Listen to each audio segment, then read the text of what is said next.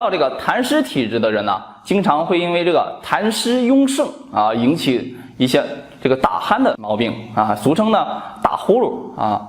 我们如何用简单的方法来调理呢？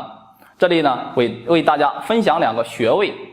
第一个呢就是丰隆穴啊，第二个呢就是天枢穴。丰隆穴呢在我们这个腘横纹端与外踝尖连线的中点。这个穴位呢是止咳化痰的明星穴位啊，一按一松为1次啊，可以按压3到5分钟。再一个呢就是天枢穴。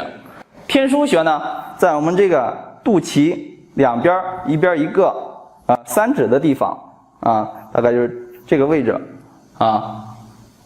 我们可以顺时针按揉，以这个酸胀感为度啊，因为这个天枢穴呀可以调理我们的脾胃问题，可以呢补虚化湿，所以这2个穴位来组合按摩的话，有这个祛痰化湿、调理打鼾的一个作用。